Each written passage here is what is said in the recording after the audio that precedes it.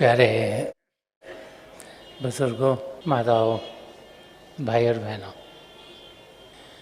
हम सब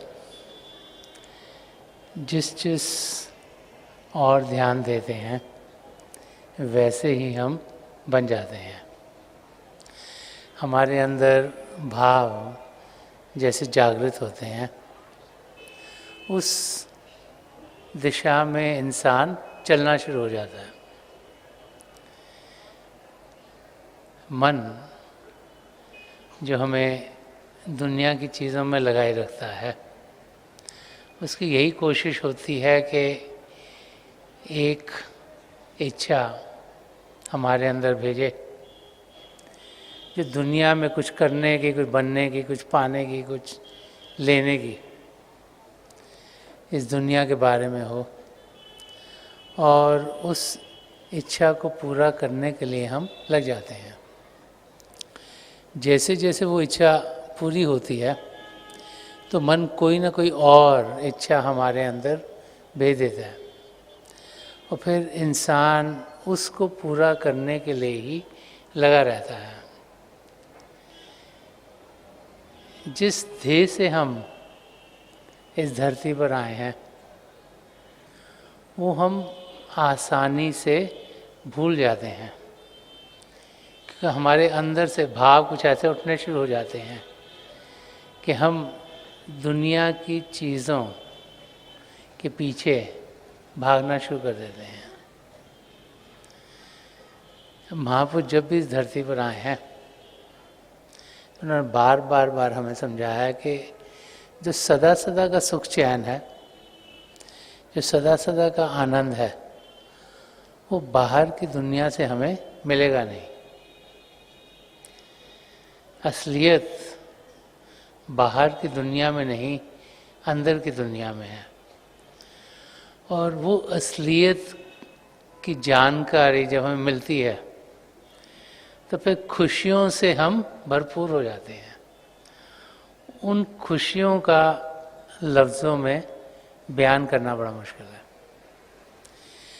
कि ज़िंदगी की ऊंच नीच जो कि हमारे कर्मों के लिहाज से हमारी ज़िंदगी में आएगी, वो हमें ज़िंदगी की रंग रलियों में ही डुबाती ना रहे। कि हम सब एक मस्त अवस्था में, खुशी के आलम में एक आनंद की ज़िंदगी जी सकते हैं अगर हमारा ध्यान सही जगह पर होगा। उसके लिए इंसान की समझ सही होनी चाहिए। अगर समझ सही हो गई तो विचार, ध्यान सही होगा। अगर विचार सही हो गए तो बोल सही होंगे, बोल सही हो गए तो कार्य सही होंगे। तो जो इंसान की समझ है वो सही कैसे हो? अगर मन इंद्रियों के घाट पर ही जीते रहे तो समझ वही होगी जो मन इंद्रियों के घाट पर हमें मिलती है। क्योंकि आँखों से हम देखते हैं कि जो हम दृश्य देख रहे हैं वही गलत हो सकता है। अगर आप कोई टीवी देख रहे हैं, मूवी देख रहे हैं, उसमें आप इतने मग्न हो जाते हैं, वो सब कुछ असली लगता है, लेकिन वो घंटे के बाद, 3 घंटे के बाद ख़त्म हो जाती है। तब जाके इंसान समझता है कि ये ख़त्म हो गई। तो बीच में अगर मूवी हंसी मजाक की है तो हम हंसते हैं, अगर रोने धोने की तो हम रोते भी हैं। लेकिन जब वो ख़त्म होती है तो तब लगता है हाँ मूवी ख़त्म हो गई। तो ये जो ज़िंदगी की मूवी है वो लगातार चलती जा रही है। जब से पैदा तब से शुरू हुई है, चली जा रही है, चली जा रही, चली जा रही है। हम उसके भावों के अंदर और डूबते चले जा रहे हैं। ये समझना कि वो असली नहीं, ये जानना कि इस जिंदगी के आगे कुछ और भी है, ये किसी किसी की समझ में आता है। वो खुशनसीब हैं जिनकी समझ में आ जाता है कि जिंदगी सही मायनों में क्या है, नहीं तो लाखों करोड़ों लोग तो सिर्फ बाहर की दुनिया जो कि मन इंद्रियों के घाट पर जिसका हम अनुभव करते हैं उसको ही सही समझते समझते अपनी सारी जिंदगी गुजार देते हैं। जब भी महापुरुष इस धरती पर आए हैं बार बार बार वो हमें यही समझाते चले आए हैं कि असलियत को हम पा सकते हैं। जानकारी सही क्या है उसकी हमें मिल सकती है अगर ध्यान हम बाहर से हटाकर अंदर की ओर करें। तो आँखों से देखना, कानों से सुनना, ज़बान से चखना, नाक से सूंघना, जो स्पर्श की इंद्रिय है जो शरीर में सब तरफ है, जब इन 5 इंद्रियों से हम ऊपर उठते हैं तो फिर हम असलियत की जानकारी पा सकते हैं। इस दुनिया की ऊंच नीच में जहाँ की खुशियाँ, जहाँ के गम हमें दुनिया की ओर लेके जाते हैं, यही बार बार बार महापुरुष हमें समझाते हैं। संत दर्शन सिंह जी महाराज जी ने बहुत कुछ रूहानियत के बारे में कहा, चंद लफ्ज़ों में बहुत कुछ इम्पैक्ट कर दिया, डाल दिया कि हम अगर उनके लफ्ज़ों को समझने की कोशिश करें, उनके जो मैंने है उसकी गहराई तक पहुँचें तो असलियत हमारे सामने खुलनी शुरू हो जाएगी। एक जगह संत दर्शन सिंह जी महाराज फरमाते हैं कि सुबह का दौर है, रक्षा है जिंदगी मेरी। कि सुबह का दौर है, रक्षा है जिंदगी मेरी, हरीफे गर्दिशे दौरां है जिंदगी मेरी।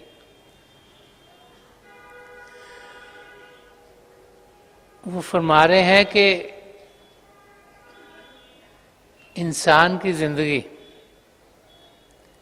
हरीफे गर्दिशे दौरां एक ऐसा दौर है जिसमें कि इस दुनिया की ऊंच नीच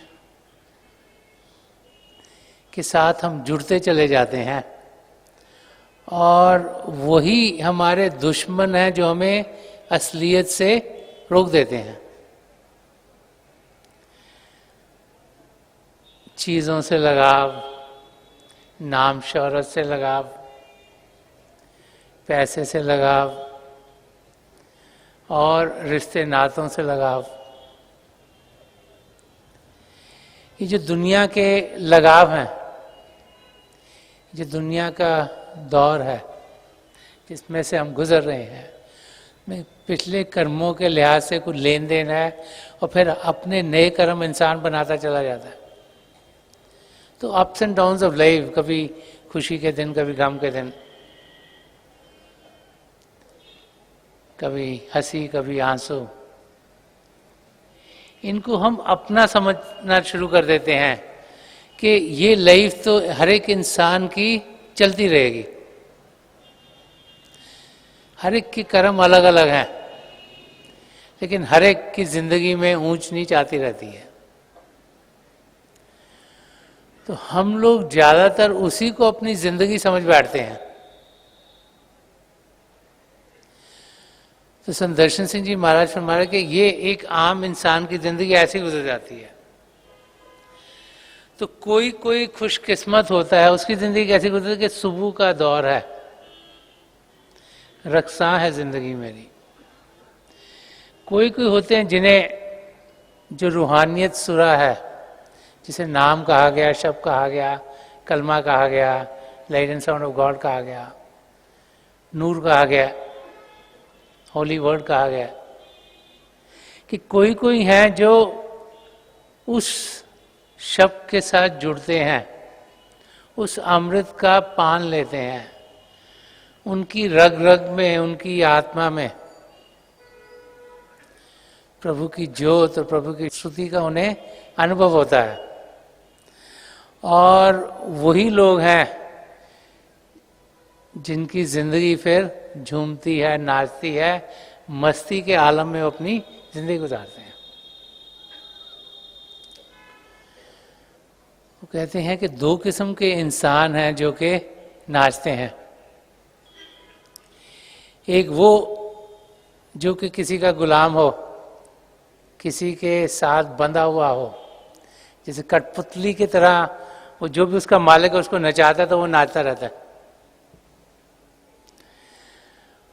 और दूसरा वो कि जो स्वतंत्र हो गया, जो आज़ाद हो गया, वो अपनी खुशी में नाचता है। तो यहाँ हमें संत दर्शन सिंह जी महाराज समझा रहे हैं कि हम मन के दायरे में काबू, काल के दायरे में काबू, दुनिया की चीज़ों में ही नाचते रहते हैं। कभी ये करते हैं, कभी वो करते हैं, सोचते हैं ये बहुत अच्छा है, सोचते हैं वो बहुत अच्छा है, शायद इससे फायदा होगा, शायद ये कर लें बहुत अच्छा होगा। तो दुनिया की चीज़ों में ही नाचते रहते, तो काल और हमारा मन हमें नचा रहा है। लेकिन कुछ खुशनसीब ऐसे होते हैं जो प्रभु को पाने के रास्ते पर बढ़ते हैं, किसी महापुरुष की शरण में पहुंचते हैं, उनकी तवज्जो पाते हैं, और जो प्रभु का नूर है उसके साथ जुड़ते हैं, और फिर अपना ध्यान पिता परमेश्वर की ओर करते हुए ही अपनी जिंदगी गुजारते हैं। जैसे गुरु नानक देव जी महाराज ने फरमाया कि नाम खुमारी नानका चढ़ी रहे दिन रात, कि जब वहाँ के राजा ने उन्हें शराब दी पीने के लिए, तो उन्हें इनकार कर दिया कि मेरे पर नाम की खुमारी, शब्द की खुमारी, पिता परमेश्वर की इतनी देन है कि मैं उसी के प्रेम की मस्ती में झूमता रहता हूँ, मुझे बाहर की शराब नहीं चाहिए, क्योंकि ये तो हमारी चेतनता को बिगाड़ेगी। चंद क्षणों के लिए हमें चेतनता से और खराब करेगी, उसके बाद और खराबी जिंदगी में लाएगी। लेकिन वो खुमारी जो प्रभु के शब्द के साथ जुड़ के मिलती है, जब वो 24 घंटे इंसान की जिंदगी में रहती है, तो उससे बेहतर और कोई जिंदगी हो ही नहीं सकती। ये संत दर्शन सिंह जी महाराज ने एक जगह और भी फरमाया कि जाम चले जाम चले जाम चले। तो बाहर की शराब की बात नहीं कर रहे, वो क्या फरमा रहे हैं कि जो सुरा, जो सत्ता, जो प्रभु का प्रेम, जो हमारी रूह की गहराइयों में पहुंचकर हमें फर्शों से अर्शों तक पहुंचा देता है, कि उसका पान करना है। और वो मिलेगी कहाँ से? अपने सद्गुरु की नजरों से, उनकी आंखों से। संत कृपाल सिंह जी महाराज बहुत बारी फरमाते थे कि 2/3 of spirituality comes from the eyes of the master, के 2/3 हिस्सा रूहानियत का हमारे सद्गुरु की आंखों से हमें मिलता है। उनकी आंखों से हमारी आंखों तक, उनके दिल से हमारे दिल तक, उनकी रूह से हमारी रूह तक जब वो कनेक्शन होता है, तो फिर हमारी रूह खुद ब खुद सिमटनी शुरू हो जाती है। उसका ध्यान बाहर की चीज़ों से हटता है और वो प्रभु की ओर बढ़ना शुरू हो जाती है।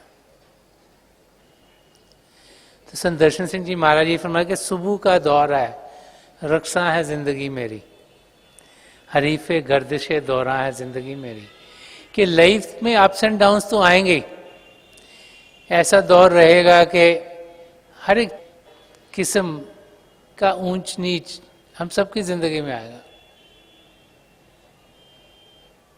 पर वो होते हुए हम किस किस्म का नाच कर रहे हैं? हम बंदगी का नाच कर रहे हैं, जबकि हम काल के दायरे में फंसे हुए हैं, कि जो मन चाहता है वो चीज़ें कर रहे हैं, कि हम उससे निकल गए, उससे स्वतंत्र हो गए, आज़ादी पा गए, और हम एक ऐसी ज़िंदगी जी रहे हैं जिसमें कि हमें मालूम है कि हम पिता परमेश्वर की संतान हैं, और उनकी जानकारी पाते हुए उनकी नज़दीकी पाते हुए हमारी आत्मा उनकी ओर खिंची चली जा रही है और फिर उनमें हमारा मिलाप होगा।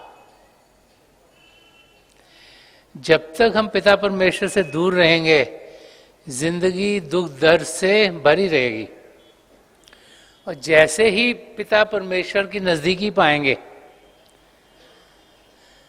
तो दुख दर्द सारा दूर हो जाएगा।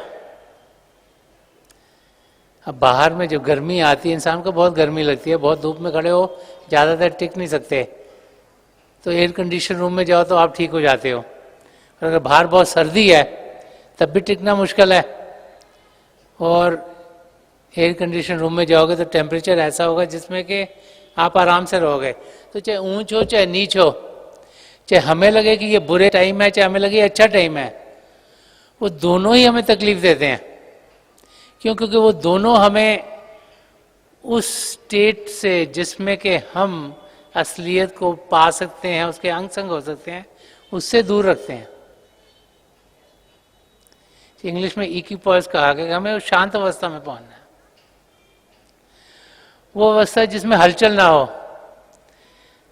ऊंचाई की हलचल या निचाई की हलचल, ये दोनों ही खराब हैं, क्योंकि ये दोनों हमें दुनिया के साथ ज्यादा जोड़ते हैं और पिता परमेश्वर से और दूर कर देती हैं। तो वो समय जिसमें हम प्रभु को याद करते हैं, वो समय जिसमें हम पिता परमेश्वर की नजदीकी पाते हैं, वो ही समय हम सबके लिए बेहतरीन है। इसीलिए बार बार बार महाप्रभु समझाते हैं कि हम नेक कर्म की जिंदगी जिए। एक ऐसी जिंदगी जिसमें कर्म ना बने, क्योंकि ऑलरेडी इतने कर्म हैं जिनको हम झेल रहे हैं, और रोजाना और बनाएंगे, चाहे अच्छे होंगे चाहे बुरे होंगे, उनका नतीजा तो भोगना ही है।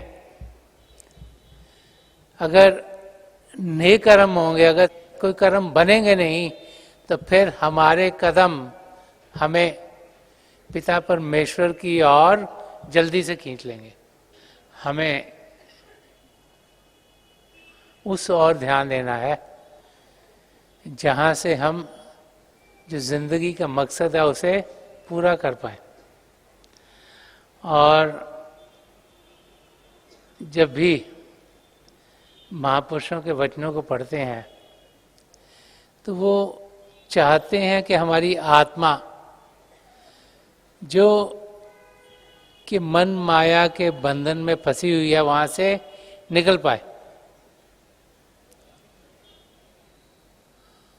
वो आजाद हो, वो झूमे, वो नाचे, मस्ती के आलम में हो कि उसे पिता परमेश्वर की नजदीकी मिली है। हम सब ने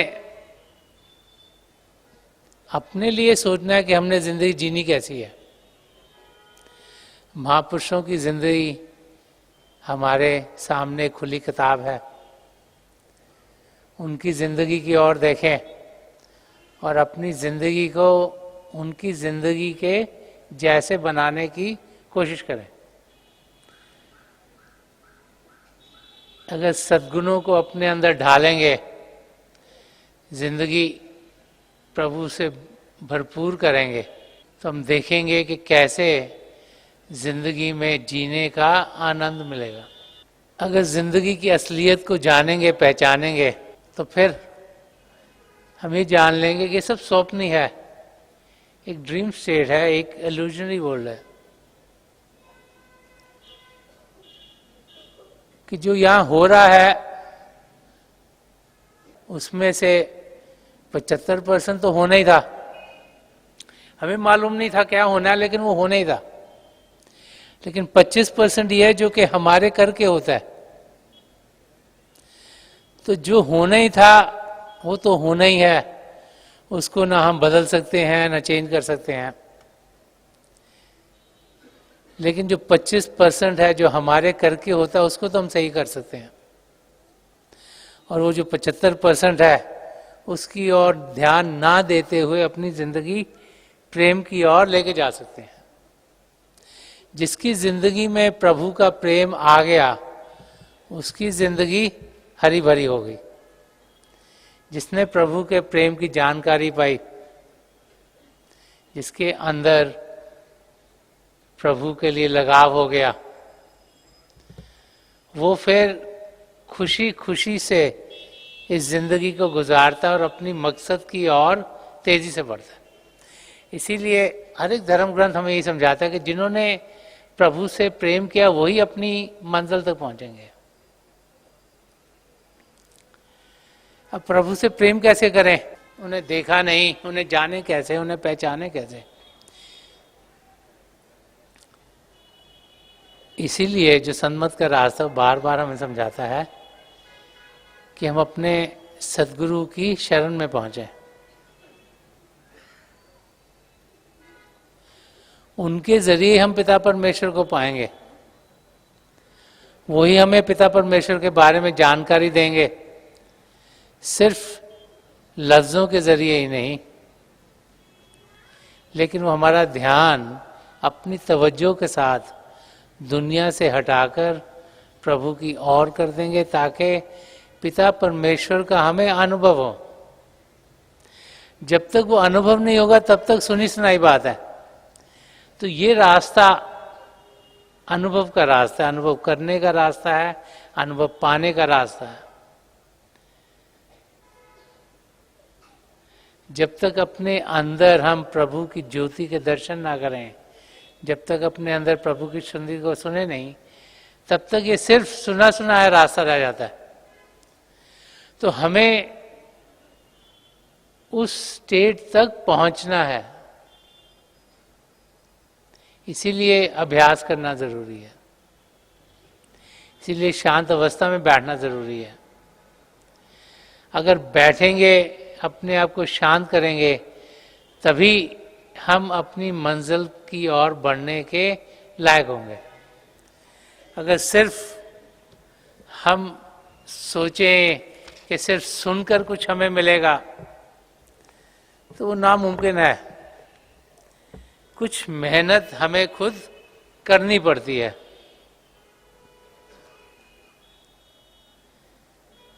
अगर मेहनत करेंगे तो अपनी मंजिल की ओर तेजी से बढ़ेंगे।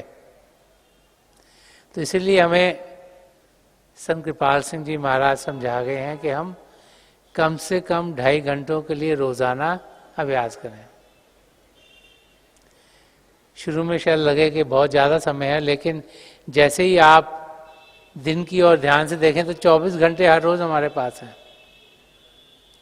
उस समय हम कैसे इस्तेमाल करते हैं,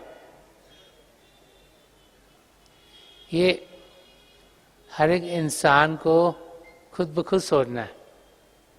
और जब हम ध्यान से सोचेंगे कि सारे दिन में हमारा समय जाता कहाँ है, देखेंगे बहुत से समय उन चीजों में जाता है जिनका हमें कोई फायदा नहीं होता।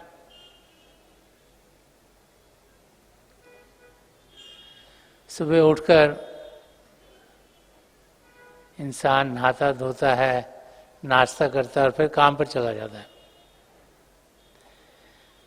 और जब घर आता है तो कई घंटे उसके पास होते हैं, लेकिन हम सोचते हैं हम थक गए, हमें ये काम भी करना है, वो भी करना है, रिलैक्स भी करना है। और अगर देखें कि वो शाम का समय कैसे जाता है तो बहुत सा टाइम उसमें इंसान बड़ी आसानी से बर्बाद कर देता है। अपने पैरों पे खड़ा होना ही सन्मत का रास्ता सिखाता है कि हमने खुद कमाना है, खुद को खिलाने के लिए, अपने परिवार को संभालने के लिए, तो उसके लिए काम करना पड़ता है। लेकिन उसके बाद जो समय बचता है उसका इस्तेमाल इंसान को सही तरीके से करना है। वो भाई बहन जो सही तरीके से उस समय का इस्तेमाल करते हैं वो ही अपनी मंजिल की ओर बढ़ पाते हैं।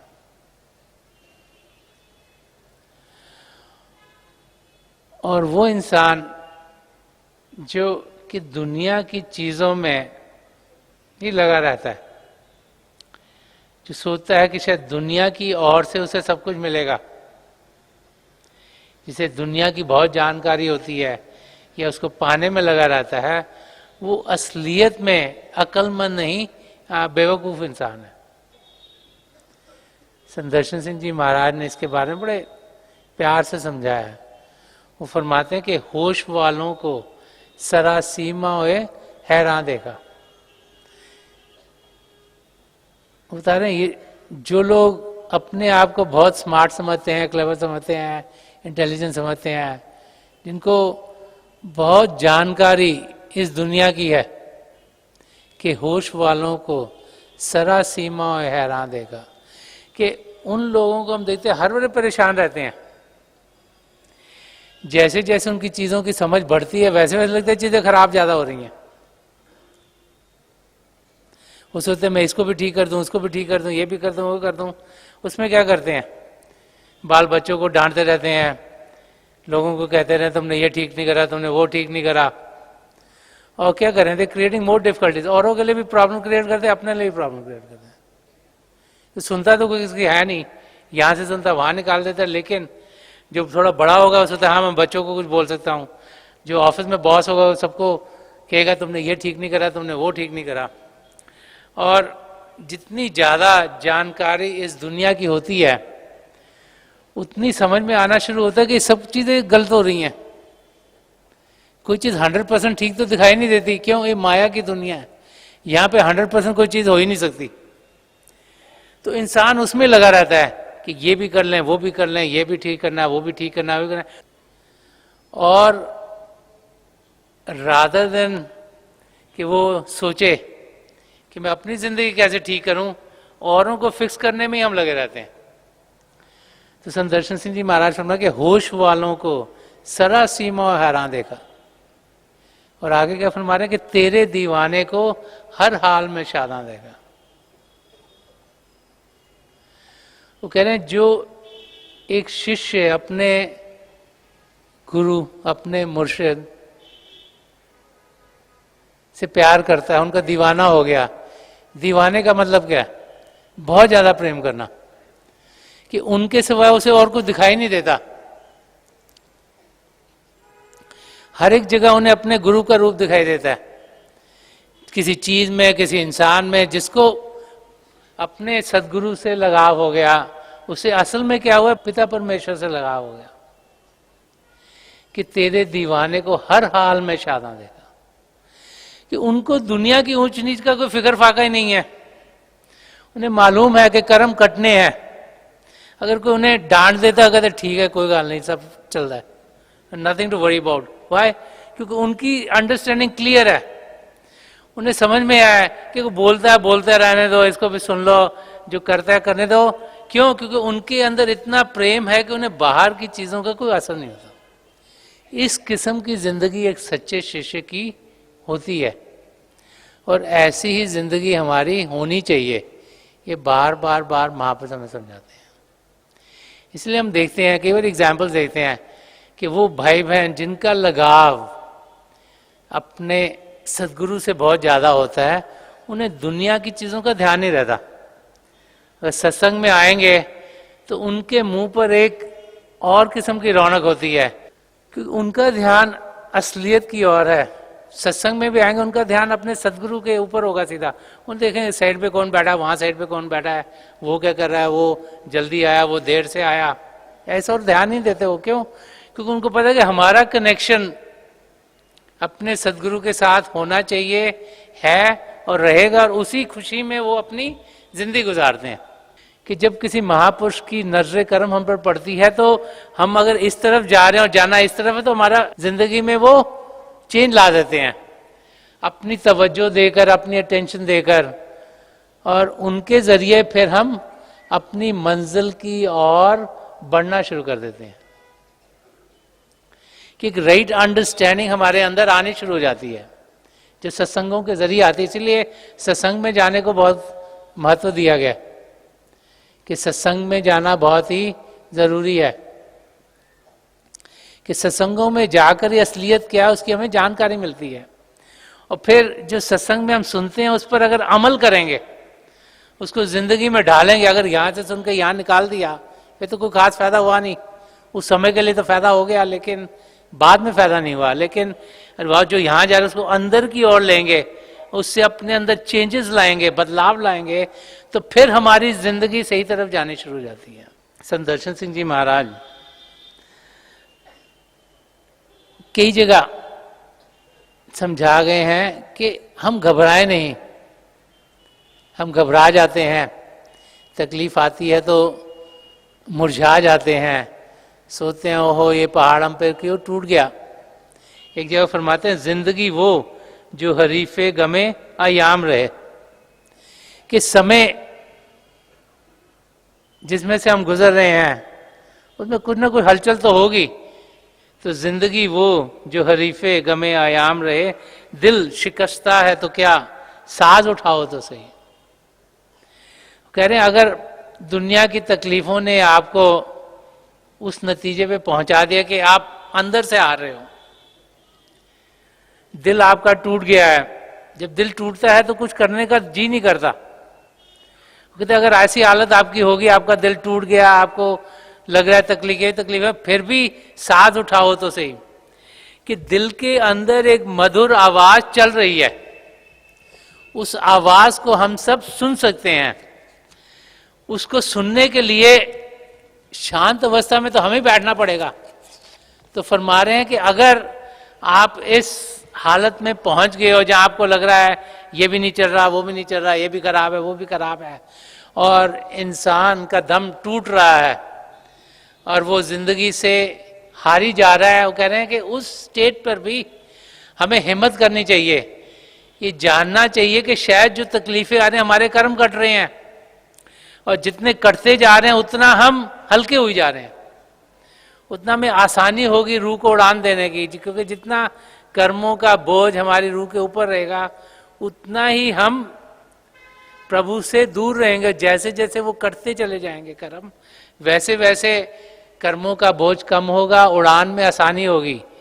उसके लिए रोजाना बैठना जरूरी है कि साज उठाओ तो सही, कि शरीर है इसको शांत अवस्था में तो करो, कोई जगह ढूंढो जो शांत है, वहां पे बैठो, शरीर को शांत करो, सिमरन के जरिए मन को शांत करो, तो फिर उड़ान खुद ब खुद आएगी। और जैसे रूह को उसकी खुराक मिलेगी, वो सबके साथ जुड़ेगी, उसमें तंदुरुस्ती आएगी और खुद ब खुद बाहर की तकलीफों का असर हटता चला जाएगा।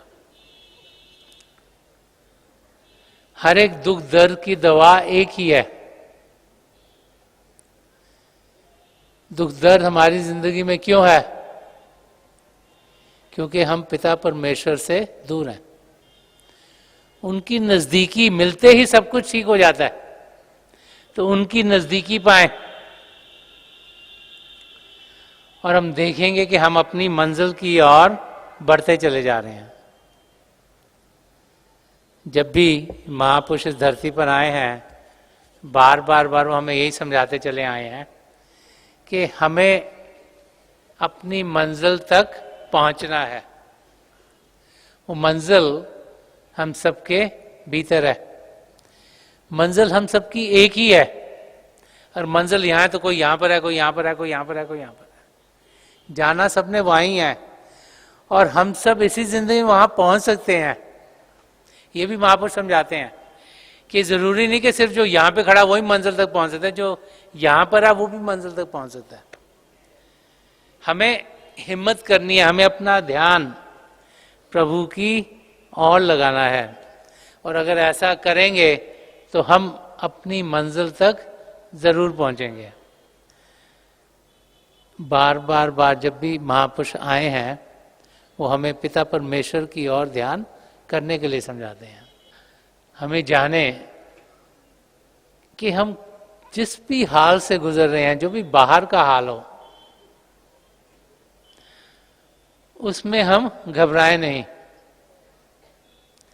हम जाने कि पिता परमेश्वर का हाथ हम सबके साथ है। वो चाहते हैं हम उनकी ओर मुड़े।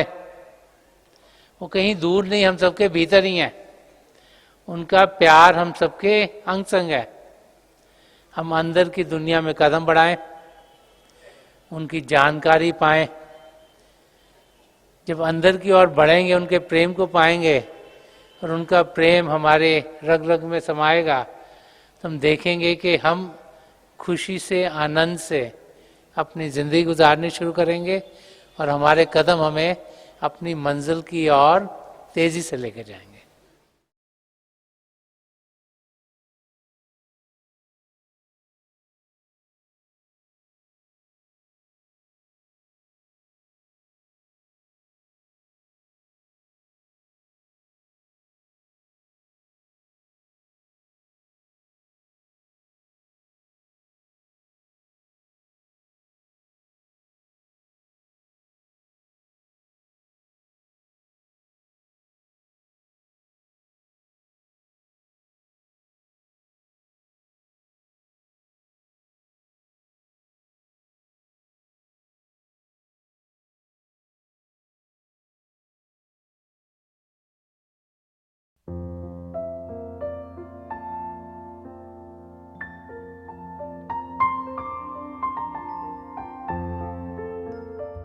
तो थोड़ी देर के लिए हम सब अभ्यास के लिए बैठ जाएं। आप जहाँ भी बैठे हैं आराम से बैठिएगा, अपनी आंखें बंद कर लीजिएगा। ये आई बॉल्स आँखों के डरने सीधे सामने फोकस हो, जैसे हार्ट के सामने आप फोकस हो। आंखें बंद करते ही वो भाई बहन जिन्हें नाम की देन मिली, आप सिमरन कीजिएगा। और जो भाई बहन यहाँ नए हैं, आप पिता परमेश्वर के किसी भी जाति नाम का जाप कीजिएगा। जाप मन ही मन करना, ऊंचा नहीं दोहराना। मेरी प्रभु के चरण कमलों में, और जो पिछली सेंचुरी के महापुरुष हैं, हजूर बाबा सावन सिंह जी महाराज, परम संत कृपाल सिंह जी महाराज और दयाल प्रसन्न दर्शन सिंह जी महाराज के चरण कमलों में यही प्रार्थना है कि जो जो हम सबके लिए बेहतर हो, ये महापुरुष हमें दें, हमें सबके साथ जोड़ें और हमारे भीतर प्रभु की ज्योत के हमें दर्शन करवाएं। थोड़ी देर में मैं आपको इस बैठक से उठाऊंगा और मेरी शुभकामनाएं आप सबके साथ हैं।